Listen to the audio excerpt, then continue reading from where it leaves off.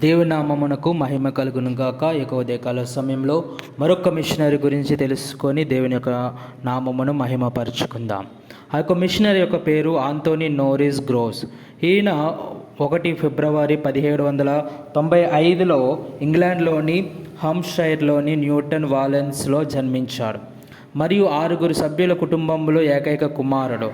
లండన్లో దంత వైద్యుడిగా శిక్షణ పొందిన అతను 19 సంవత్సరాల వయస్సులో ప్లైమౌత్లో ప్రాక్టీస్ను స్థాపించాడు. 2 సంవత్సరాల తర్వాత అతను తన బంధువు అయిన మేరీ బెతియా థాంప్సన్ను వివాహం చేసుకొని ఎక్సెటర్కు వెళ్ళాడు. అతని తండ్రి ఆంటోనీ గ్రోస్ ఒక ఆంగ్లికన్ వ్యాపారవేత్త మరియు ఫుల్హామ్లోని చర్చి సభ్యుడు. 1808లో ఫుల్హామ్లో పాఠశాల విద్యార్థిగా ఆంటోనీ భారతదేశంలో మిషనరీ పని గురించి జాన్ ఓవెన్ మాట్లాడడం విన్నాడు. అతను పెరిగే కొద్దీ విదేశీ మిషనరీ సేవ అతని హృదయాన్ని నిరంతరం ప్రభావితం చేసింది.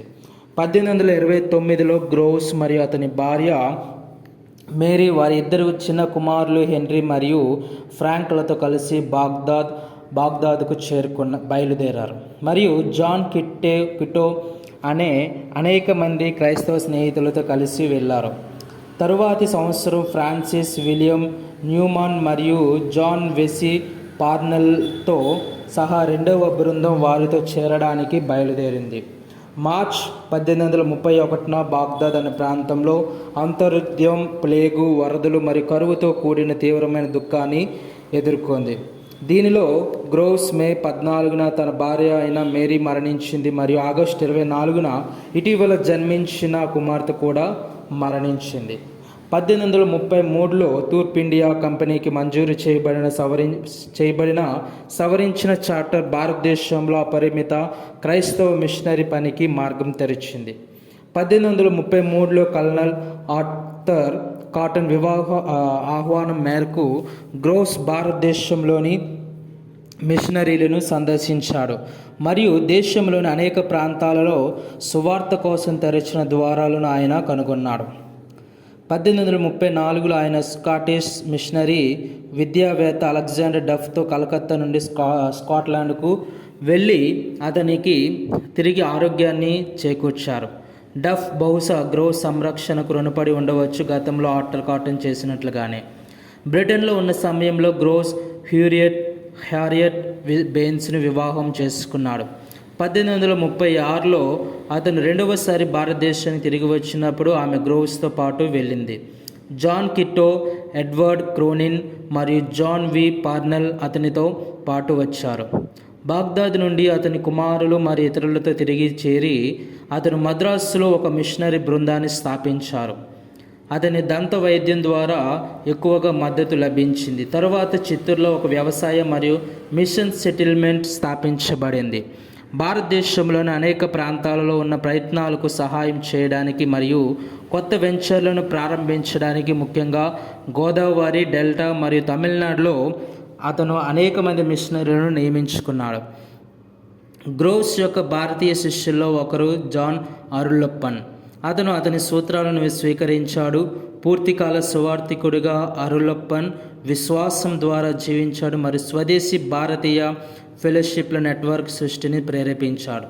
గ్రోస్ ఆలోచనలను తర్వాత భారతదేశంలోని భక్త్ సింగ్తో అనుబంధం ఉన్న అరుళప్పన్ వారసులు మరియు చైనీస్ సందర్భంలో వాచ్మెన్ని కూడా స్వీకరించారు.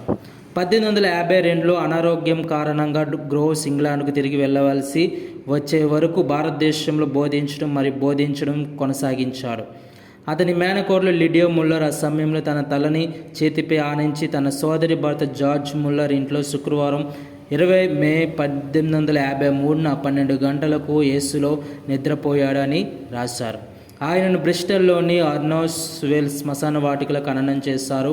ఆయన తన జీవితాన్ని ఒక వైఫల్యంగా భావించారు మరియు 1859-60 పునరుజ్జీవనాల నుండి పుట్టుకొచ్చిన కొత్త తరం విశ్వాస మిషన్లపై తన ఆలోచనలు మరియు ఉదాహరణ యొక్క ప్రపంచవ్యాప్త ప్రభావాన్ని చూసేంత కాలం జీవించలేదు. ఆయన ఒక ఆంగ్ల ప్రొటెస్టెంట్ మిషనరీ. అతన్ని విశ్వాస మిషన్ల పితామహుడు అని కూడా పిలుస్తారు. అతను అరబిక్ మాట్లాడే ముస్లింలకు మొదటి ప్రొటెస్టెంట్ మిషన్ను ప్రారంభించాడు మరియు ఒట్టోమన్ సామ్రాజ్యంలోని బాగ్దాద్లో మరియు తరువాత దక్షిణ భారతదేశంలో స్థిరపడ్డాడు. అతని ఆలోచనలు ప్లైమౌత్ బ్రెత్రెన్లో నాయకులుగా మారిన స్నేహితుల సర్కిల్ను ప్రభావితం చేశాయి. కొత్త నిబంధనలో వివరించిన క్రీస్తు మరియు ఆయన అపోస్తలుల పద్ధతులకు తిరిగి రావడం ద్వారా చర్చ్లు మరియు మిషన్ల పనిని సరళీకృతం చేయాలని గ్రోవ్స్ కోరుకున్నాడు. మిషనరీగా విదేశీ శిక్షణ, అధికారం లేదా ఆర్థిక సహాయంపై ఆధారపడకుండా స్వదేశీ మత మార్పిడి చెందినవారు తమ సొంత చర్చిలను ఏర్పరచుకోవడంలో సహాయం చేయడమే అతని లక్ష్యం. అతని ఆలోచనల చివరికి సువార్థిక వర్గాలలో విస్తృత ఆమోదాన్ని పొందాయి. ఈ విధంగా ఆయన మన భారతదేశానికి వచ్చి విశేషమైన సేవ పరిచర్యను ఆయన చేసి ఉన్నాడు. ఆమేన్.